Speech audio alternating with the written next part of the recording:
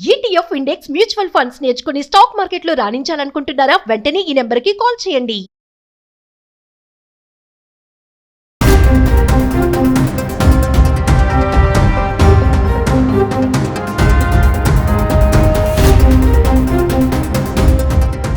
Hi viewers, India's largest digital media network Suman టీవీకి స్వాగతం. ప్రస్తుతం మనతో ఉన్నారు motivational speaker and advocate Ushasri.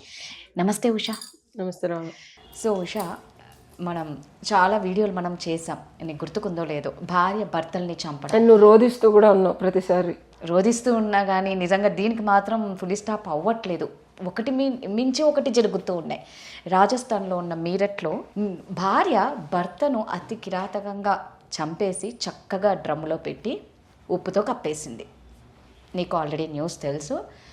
ఏదో బతుకు తెరువు కోసం వాళ్ళు వచ్చారు. పరశురామ్ భర్త, సునీత భార్య, ప్రియుడు జితేందర్. సో అంటే మీ క్షణిక సుఖం కోసం కట్టుకున్న భర్తను చంపి ఆవిడకి 3 పిల్లలు అనాథలు అయిపోయినట్టే కదా. దొరకము అనే ఒక బ్లైండ్గా చేసేస్తున్నారు ఉషా.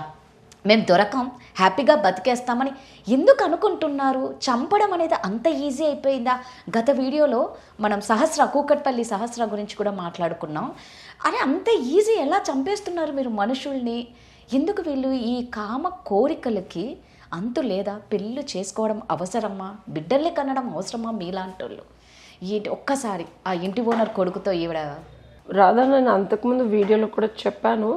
బట్ ఇప్పుడు నేను ఇంకా డీప్గా అనాలిసిస్ చేశా. అండ్ రీసెంట్ కేసెస్ నేను ఏదైతే డీల్ చేస్తున్నానో, కెన్ యూ బిలీవ్, అంటే నాకు most of the cases including నాకు మాల్దీవ్స్ నుంచి, కువైట్ నుంచి, దుబాయ్ నుంచి కూడా కాల్స్ ఏమన్నా వస్తున్నాయి తెలుసా? Extra marital affairs. నేను ఇంకొకటి అనాలిసిస్ చేసి ఇంతమందితో నాకు మాట్లాడిన తర్వాత లాస్ట్ వీడియోకి ఇప్పటికి అప్గ్రేడ్ ఏంటంటే, నువ్వు చెప్పు, ఒక భార్య ఇంకొకటితో ఉందన్న తర్వాత భర్త ఎట్లా రియాక్ట్ అవుతాడు?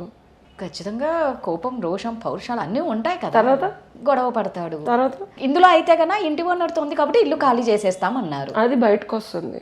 చచ్చట్టు కొడుతున్నాడు భార్యని. ఆమెని there's lot of physical abuse and there's lot of psychological గా, మెంటల్ గా, ఎమోషనల్ గా టార్చర్ పెడుతున్నారు అమ్మాయి. ఓకే, అంటే ఇంటి ఓనర్తో ఉంది, సో ఇల్లు ఖాళీ చేస్తే సరిపోతుంది అని అనుకోలే. అంతే ఈ సినారియోలో కాదు నేను మాట్లాడిన నా క్లయింట్స్ ప్రతి సినారియోలోనూ. అంటే నువ్వు ఎందుకు ఎందుకు ఎందుకు ఎందుకు అని అడుగుతున్నావు కదా, అది ఓకే. బట్ అది నాట్ ఓకే రాదా. నేను అదే చెప్తున్నా, విను.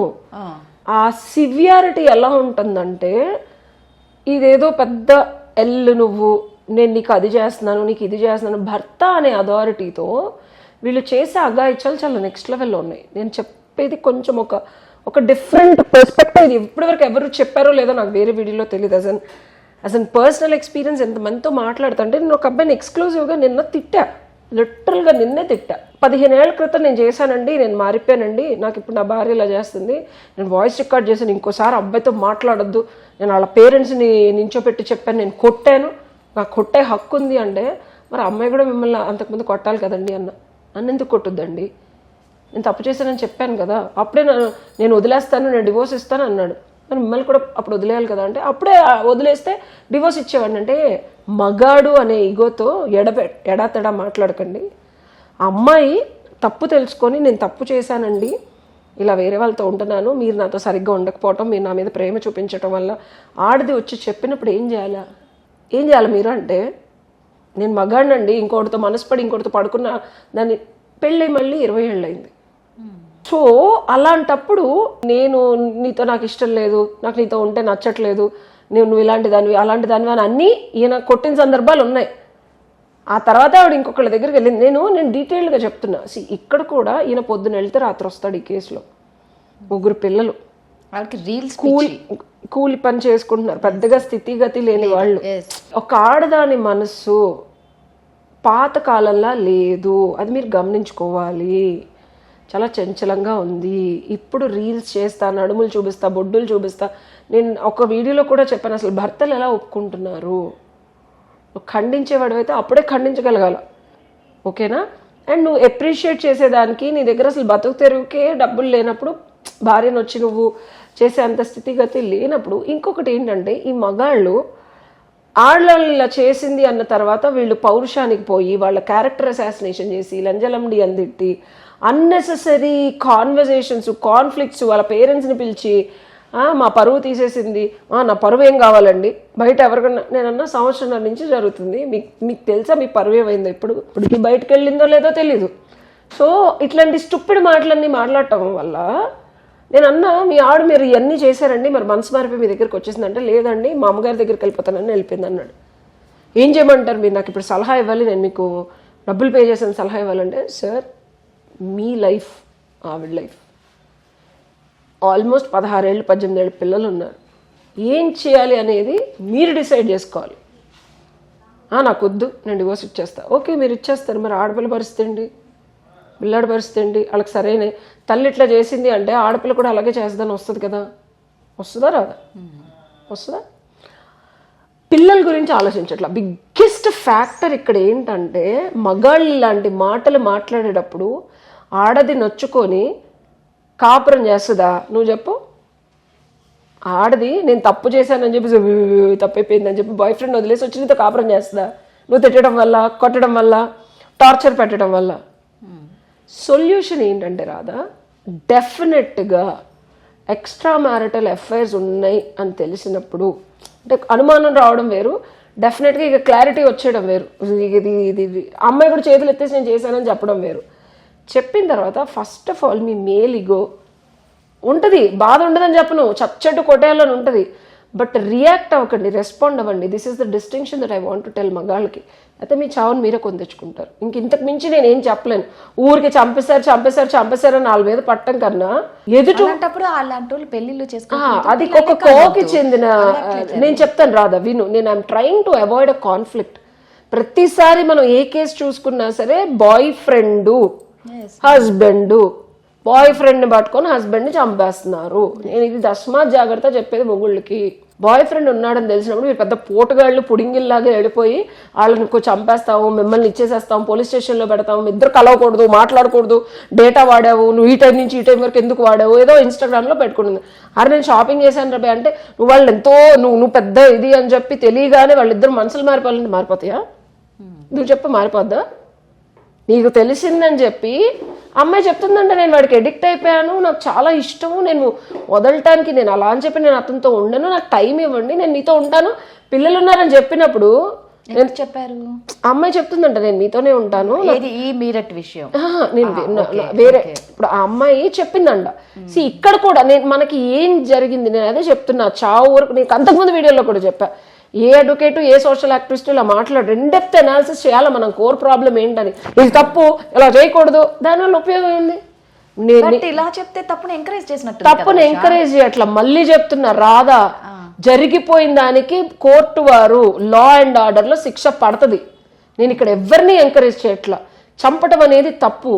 చావు నుంచి మిమ్మల్ని మీరు ఎలా బయటకి రావచ్చు, ఇన్ని జరుగుతున్నాయి అంటే ఆడాళ్ళ మెంటాలిటీ అలా అవ్వటానికి రూట్ చెప్తున్నా. ఇప్పుడు నువ్వు దాన్ని తిట్టి కొట్టి టార్చర్ పెడితే అది ఆఖరికి ఎదురు తిరుగుతుంది. ఒక పిల్లినైనా నేను చెప్పేది ఒక పిల్లినైనా నువ్వు 4 గోడల మధ్యలో పెట్టి రోజు కొట్టావనుకో, భర్త అనేవాడు కొట్టకుండా ఉంటాడా, తిట్టకుండా ఉంటాడా?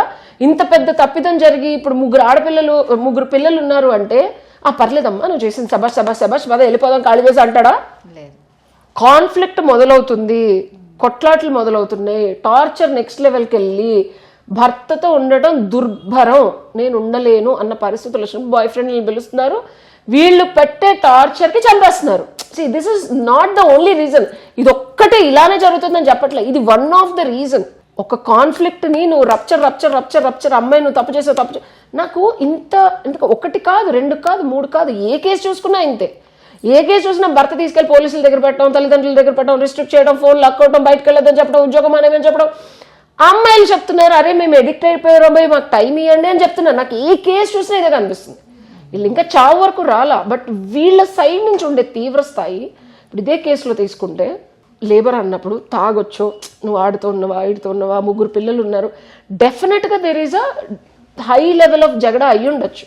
ఆటోమేటిక్గా ఇది కనుక తగ్గుముఖం పడితే అమ్మాయి చంపే వరకు వెళ్ళకపోయి ఉండొచ్చు. అండ్ అది విపరీతమై పెనుగులాట, ఇది రప్చర్ అనేది ఆగినప్పుడు చావు వరకు వెళ్లకుండా ఉంటుంది. నేను దేన్ని సమర్థించట్లా, బట్ చావుల నుంచి భర్తల్లో మీరు కాపాడుకోవాలి అంటే ముందు అమ్మాయిని బుజ్జికించడానికి ట్రై చేయండి. కాన్ఫ్లిక్ట్ క్రియేట్ చేసి కొట్టి నువ్వు ఇమ్మీడియట్ గా మాట్లాడటం మానే నేను భర్తని అంటే నిన్నే వదిలేసి వెళ్ళిపోద్ది అమ్మాయి. ఇదొక వర్షన్. టు కంక్లూడ్, ఈ కోవకి చెందిన అమ్మాయిలు అందరూ ఇలా ఉంటారు అన్నట్ల. ఇప్పుడు శాస్త్రోక్తంగా పెళ్లిళ్ళు చేసుకొని ఈ కోవకి చెందిన అమ్మాయిలు మీకు కనుక ఆగలేకపోతే, ఇప్పుడు ఈ అమ్మాయి ఏంటి ఏదో చిన్న ఇది నువ్వేదో బాగున్నావు అందంగా ఉన్నావు చూడటానికి కొంచెం బాగానే ఉంది ఓకే, ఏదో ఈ advent of internet source cause చెప్తున్నా, చంపడం అనేది వీడియో గేమ్స్లో కూడా చాలా ఎక్కువైపోయింది రాదా. నువ్వు గమనిస్తే వీడియో గేమ్స్ అవని, ఇన్ రియాలిటీ అవని, నెట్ఫ్లిక్స్ షోస్ అవని, ఏది చూసుకున్నా సరే killing has become subconsciously accept చేసేస్తున్నారు పీపుల్. చావు అనేదాన్ని, చంపడం అనేదాన్ని చాలా సరదాగా యాక్సెప్ట్ చేస్తున్నారు. దీన్ని మనం ఆపలేం, వీడియో గేమ్స్ ఆపలేం. ఇప్పుడు అదేదో ఒక వీడియో గేమ్ ఉంది అందరూ తెగ ఆడారు అందులో, పబ్జి. సో అక్కడి నుంచి నీకు ఇట్ వాజ్ వెరీ ఈజీ. సబ్ కాన్షియస్గా ఎప్పుడైతే నీకు ఒక చంపడం అనేది పెద్ద విషయం కాదో ఈ చావులు జరుగుతుంది. One of the reason. Conclude ఏంటంటే, మీరు కనుక ఎక్స్ట్రా మ్యారిటల్ అఫైర్స్ పెట్టుకుంటే, భర్తకు తెలిసి రప్చర్ అవుతుంటే వాళ్ళని చంపకుండా వెళ్ళిపోండి, అట్లీస్ట్ చంపద్దు. ఎందుకంటే నేను చెప్పే సలహా ఏంటంటే, ఇది స్వప్నాథ్ లాగాను ఎంకరేజ్ చేస్తున్నాను ఎన్ని కామెంట్లు వచ్చినా, అరే బాబులారా మీ జీవితాలు కాపాడుతున్నాను నేను. అమ్మాయిలకు నేను చెప్పొచ్చేది ఏంటంటే, మీరు కనుక చంపేశారనుకోండి మీ పీరియడ్తోనూ ఉండలేరు, మీరు రేపొద్దున చంపుతున్నారో నువ్వు నీ ప్రియుడు కలిసి మీరిద్దరే ఉండలేరు, చిప్పకూడదు తినాలి. అండ్ మన ఇండియన్ లా సిస్టమ్ అంత స్టూపిడ్ కాదు. చంపిన ప్రతిసారి మీ జీవితం, మీ చావుని మీరే ఎదురు ఉరిశిక్షో లేకపోతే డెఫినెట్ గా జీవితాంతం చెప్పకూడదు తినాలి. సో మీకు కావాల్సింది సుఖము సంతోషం అయితే నిజంగా అమ్మాయిలు ఆ సుఖము సంతోషం ఎత్తుక్కొని వెళ్ళిపోండి. ఎందుకంటే పిల్లలు ఇక్కడ ఎటు కాకుండా పిల్లలు రోడ్డు మీదకి వచ్చేసారు. సో నీ సుఖం సంతోషం కోసం పిల్లల్ని రోడ్డు మీదకి లాగేసి భర్తని చంపేసే హక్కు నీకైతే ఎవరు ఇవ్వలేదు. నీ సుఖం సంతోషం ఎత్తుక్కో, వెళ్ళిపో. ఎవరికి హాని కలిగించక, నీకు హాని కలుగుతుంది అనుకో నువ్వు వెళ్ళిపో. కావాలంటే నువ్వు పోలీస్ స్టేషన్కి వెళ్ళి కోర్టు వారిని, బాబు మా ఆయన కొడుతున్నాడు నేను ఇలా తప్పు చేశాను, మా ఆయన నుంచి నాకు విడాకులు ఇప్పించేసేయండి, ఎట్లా నాలాంటి లాయర్స్ లేకపోతే షీటిన్స్ ఉన్నాయి. కరెక్ట్. పోలీస్ స్టేషన్కి వెళ్ళిపోయి నువ్వు సర్వస్వ శరణాగతి అన్నావు అనుకో, illegal affair is no more a criminal offence కదా. ఆడేదో పోలీసోడో లేకపోతే ఆ షీటీన్సో లాయర్లో సర్ది చెప్తారు, అరే బాబు నీకు మీ ఆవిడంటే ఇష్టం నాకు అర్థమైంది కానీ అమ్మాయికి నీవంటే ఇష్టం లేదు, దాన్ని నన్ను వదిలే అంటే అయిపోద్ది. So that's the solution. Thank you.